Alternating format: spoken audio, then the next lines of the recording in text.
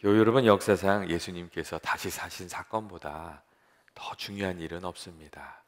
이 부활의 사건은 개인의 운명을 바꾸어내는, 우리들의 운명을 바꾸어내는 사건이고, 또 역사를 바꾸어내는 아주 놀라운 사건이기 때문에 그렇습니다.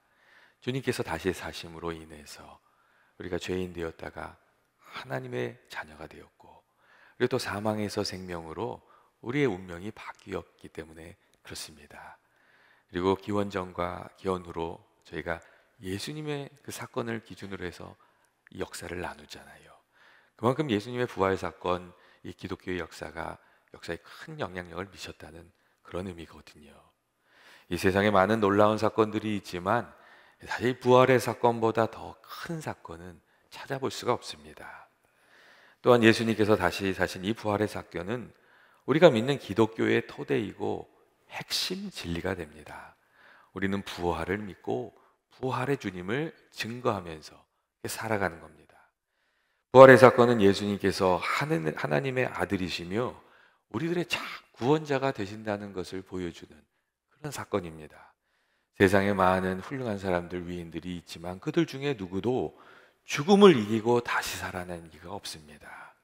오직 예수님께서만 죽음을 이기고 다시 살아나셔서 우리의 생명의 구주가 되어주신 겁니다. 이 기독교는 부활의 종교이고, 그래서 이 기독교의 능력은 성령의 능력, 부활 생명의 능력입니다. 이 초대교회 당시 부활절은 50일 동안 진행이 되었어요. 무슨 뜻인지 아시겠죠? 이 부활의 사건이 너무나도 귀하고 소중한 사건이었다는 거예요. 유대인들은 6월절부터 시작해서 이 오순절 기간 동안, 이 50일 동안 이제 이 특별하게 구별해서 지냈는데, 그 날들이 부활에서 성령 강림까지의 50일로 의미가 바뀌게 되었어요. 유대인들에게 있어서 6월절은 보리 첫 이삭을 드리는 소제로부터 시작해서 미래 추수가 마무리가 되는 오순절 축제까지 이 추수와 승리의 기쁨이 지속되는 축제의 기간이었어요. 그런데 그와 마찬가지로 이 부활절이요, 부활의 첫 열매이신 예수 그리스도에 인한 승리의 기쁨이 성령님이 오시는 그때까지 지속되는 기독교의 아주 귀한 절기로 바뀌게 된 거예요. 그래서 예전에는 부활절을 기쁨의 50일이라고 그렇게 얘기했습니다. 이 살아계신 주님을 만난 것, 주님이 이 어둠 권세를 깨뜨리고 나오신 것, 그것이 그만큼 초대교인들에게 중요한 사건이었다는 것이죠. 오늘 성경의 말씀을 보면 예수님을 배신했던 제자들이 유대인들을 두려워해서 문을 안으로 꼭꼭 잠그고 두려워서 이 불안에 빠져 있었던 것을 우리가 알 수가 있습니다. 그들이 분명히 마리아를 통해서 예수님께서 다시 사셨다는 그 이야기를 들었습니다. 하지만 그들이 예수님이 다시 살아나셨다는 것을 믿지를 못한 거예요. 오늘날에도 주님이 다시 사셨다는 이야기를 듣지만 믿지 못하는 이들이 많이 있지 않습니까? 그 당시에 제자들도 예수님이 부활하셨다는 소식을 믿을 수가 없었어요. 그런데 그들의 의심이, 두려움이 더욱 깊어갈 때에 예수님께서 그들에게 나타나신 거예요. 오늘 말씀을 보면 그들 가운데 주님이 찾아오시는 거예요. 그리고 예수님께서 평안을 선포하시는 거예요. 평강을 선포하여 주셨어요. 또 오늘 말씀을 보면 한 번도 아니고 두 번이나 이 평강이 있을지어다, 예수님 그렇게 말씀해 주셨어요. 왜 그렇겠어요? 그들이 두려움에 사로잡혀서 떨고 있는 것을 예수님이 알고 계셨기 때문이신 거죠. 그리고 아마도 제자들이 갑자기 그들 가운데 나타나신 예수님을 보면서 더욱 크게 놀랐던 것 같아요. 그러니까 예수님께서 그들에게 평강을 빌어주세요. 너희에게 평강이 있을지어다, 그렇게 말씀해 주세요. 그리고 손과 옆구리에 난 상처를 보이시니까 그제서야 예수님이 정말로 살아나셨다는 것을 실감하고 그들이 기뻐하게 되었다고 그렇게 이야기해주고 있습니다. 그리고 예수님을 만난 제자들의 삶에 놀라운 변화가 시작이 되는 거예요. 다시 사신 예수님을 만난 제자들은 그 마음이 변화되었고, 그 안목이 변화되고 새로운 사명을 가지고 다시금 살아가게 되었어요. 예수님이 다시 살아나시지 않았다면 두려움에 떨고 있던 그 방문을 꼭꼭 잠그면서 숨어있던 제자들이 갑자기 세상으로 뛰쳐나와서 사도가 되고 예수님의 십자가와 부활을 증거하는 일은 여러분 일어나지 않았을 겁니다. 부활하신 예수님께서 제자들에게 찾아오셔서 여러분 그들의 삶을 어떻게 바꿔주셨습니까? 먼저 그들의 마음속에 있는 두려움을 평강으로 바꿔주셨습니다. 예수님께서 갑자기 체포되어 십자가에서 죽으신 후 제자들은 예수님의 죽음에 대해서 충격을 받았고 이제 자신들도 예수님과 마찬가지로 저 유대인들에게 대제사장들에게 미움의 대상이 되고 공격이 대상이 되었다는 것을 아주 직감할 수가 있었습니다. 그래서 누가 시킨 것도 약속한 것도 아닌데 최후의 만찬을 나누었던 그 마가의 다락방에 이들이 다 모여들었던 거예요. 이 예수님을 죽였으니 자신들도 박해할 수 있다고 생각을 한 것이죠. 이 제자들이 함께 모였을 때 문을 잠그고 있었다는 것은 제자들이 모두 두려움을 느끼고 있었다는 것을 우리에게 보여주고 있어요.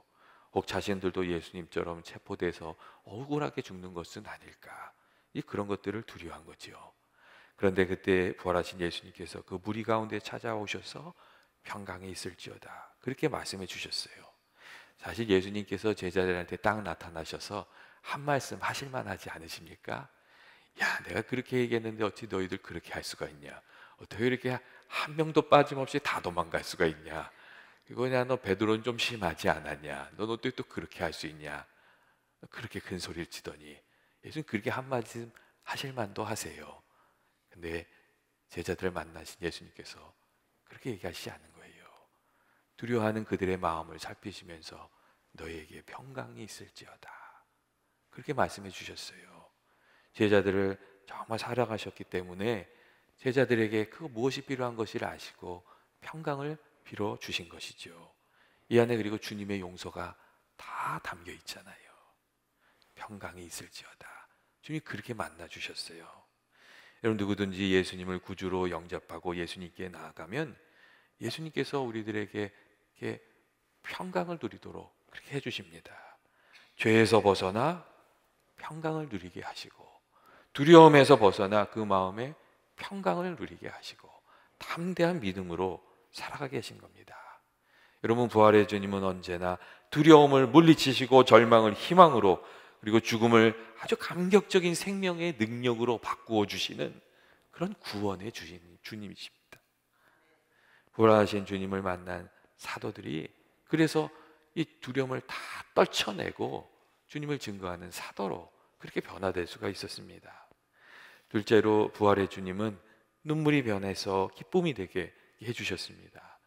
오늘 말씀을 보면은 다시 사신 예수님의 손과 옆구리를 보고 제자들이 기뻐하였다고, 주님의 다시 사심을 보고 기뻐하였다고 그렇게 얘기해 주고 있어요.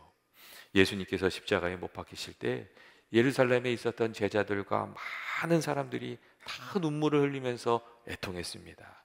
이 사랑하는 주님을 잃어버렸기 때문에 그랬죠. 부활절 이른 아침에 마리아가 예수님의 무덤에 찾아왔을 때도 마리아가 눈물을 흘리고 있었어요. 애통하고 있었어요. 하지만 부활의 주님을 만나고 슬픔이 변해서 기쁨이 되고 통곡이 변해서 찬송이 되는 은혜가 있었습니다. 예수님께서 잡히기 전에 그런 말씀을 하셨어요. 지금은 너희가 근심하나 내가 다시 너희를 보리니 너희 마음에 기쁠 것이요 너희 기쁨을 빼앗을 자가 없느니라 그렇게 말씀해 주셨어요. 근데 그 말씀대로 다시 살아나신 주님을 만나고 주님을 따르던 이들은 그 마음에 잃어버렸던 기쁨을 온전히 회복하게 되었다는 거예요. 여러분 주님은 어떤 분이세요?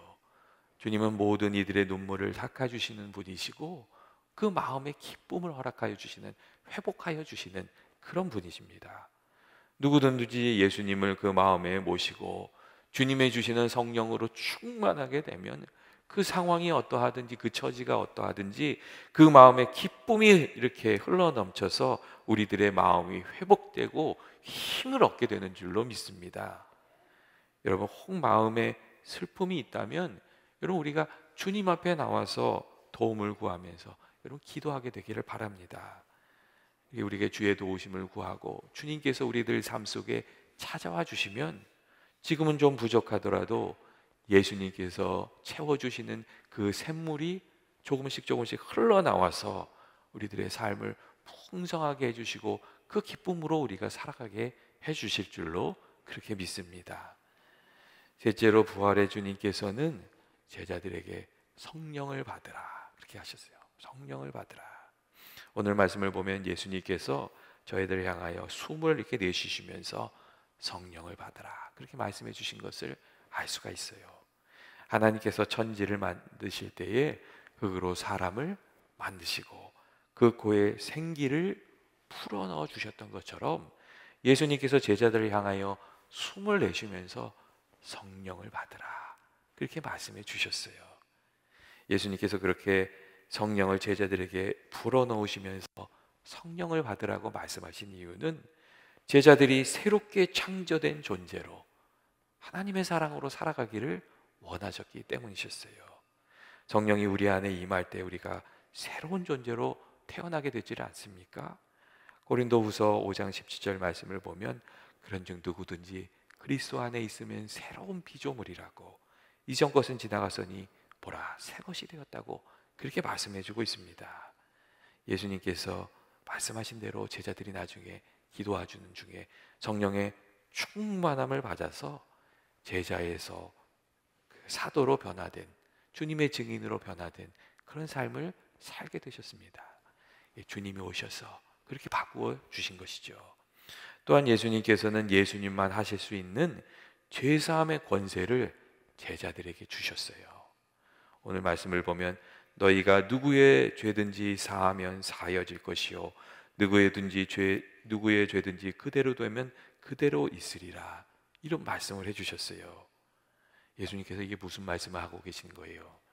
예수님 안에서 새로운 존재가 되어 세상에 있는 죄와 두려움과 어둠에 묶여 있는 이들을 풀어주는 사명을 감당하면서 살아가라고 말씀하신 거예요.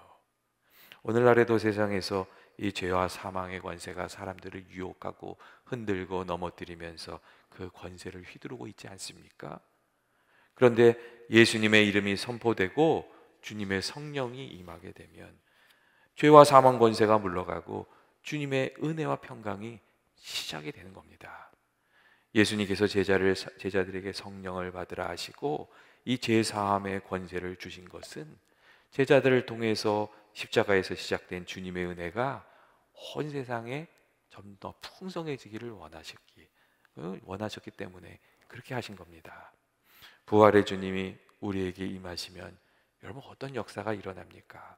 성령으로 충만하게 되면 우리 가운데 있는 죄와 두려움과 어둠의 역사가 끊어내는 일들이 우리 안에 이루어지고 예수님을 선포하고 예수님을 영접하는 그 자리에마다 어둠이 물러가고 하나님의 그 부활의 능력이 임하는 귀한 은혜가 임하는 줄로 이렇게 믿습니다.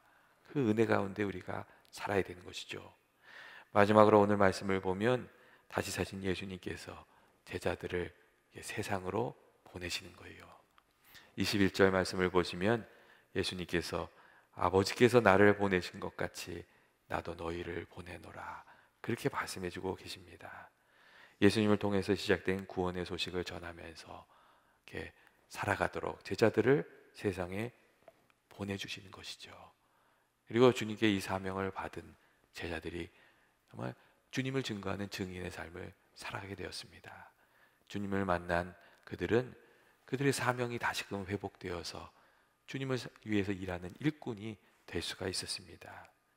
여러분 예수님께서 늘 그렇게 우리 모두를 불러주시지 않습니까? 제자들만 이렇게 세상으로 보내시는 것이 아닙니다. 예수님께서는 주님을 구주로 영접한 모든 이들을 예수님의 복음의 증인으로 이렇게 예수님 보내십니다.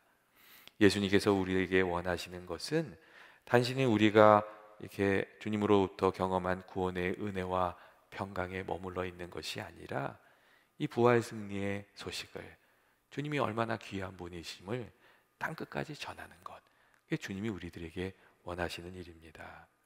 그래서 오늘 말씀을 보면 예수님께서 아버지께서 나를 보내신 것 같이 이제 나도 너희를 보내노라 그렇게 말씀하시는 것이죠. 이것은 또한 주님께서 하신 일을 우리가 이어받아 가기를 원하시는 그런 말씀입니다. 그리고 우리를 이렇게 세상에 보내실 때에 예수님께서 아주 귀한 약속의 말씀을 우리에게 주세요. 그것은 세상 끝날까지 너희와 함께 하겠다는 주님의 약속의 말씀입니다. 우리가 주님을 마음에 모시고 주님의 일꾼으로, 주님의 증인으로 살아가면, 그 믿음의 길을 살아가면 주께서 성령으로 우리와 함께 해주시고 날마다 귀한 은혜를 더하여 주실 줄로 믿습니다. 우리가 믿음의 삶을 살아가고자 하면 주님이 우리들의 능력이 되어주시는 것이죠. 여러분, 세상에 아직도 예수님을 알지 못하고 복음을 알지 못한 이들이 많이 있지 않습니까? 주님을 믿는 우리 모두에게는 예수님의 다시 사심과 예수님이 주시는 평강을 전할 그 귀한 사명이 우리에게 있습니다. 오늘 우리가 부활절을 맞이했는데 예수님의 다시 사심을 기뻐하는 우리 모두에게 주님이 주시는 은혜와 평강이 날마다 더하기를, 그 은혜와 평강이 날마다 더하기를 주님의 이름으로 축원드립니다. 그리고 우리가 어느 곳에 있든지, 우리가 어떤 곳에 부름을 받았든지 이 복음의 증인으로 살아가는 저와 여러분 되시길 주님의 이름으로 축원드립니다. 같이 기도하시겠습니다. 사랑 가운데 많으신 하나님 아버지, 오늘 이렇게 부활의 기쁜 아침을 저희들 맞이하게 해주셔서 감사합니다. 주님이 부활하심으로 새 생명을 얻어 살아가는 저희들이 주님의 은혜를 깊이 깨달아서 늘 감사와 찬송으로 살아가게 하시고, 아버지, 저희들이 어느 곳에 있든지 주님의 다시 사심과 그 귀한 사랑을 전하며 살아가게 하여 주옵소서. 주께서 약속하여 주신 대로 저희들과 함께하여 주셔서 아버지, 주님을 증거하면서 살아갈 때 날마다 더 귀하고 풍성한 하나님의 은혜를 저희가 깨닫게 하시고 누리게 하시고 또 부활의 증인으로 살아가게 해주시길 원하오며 예수님의 이름으로 기도합니다. 아멘.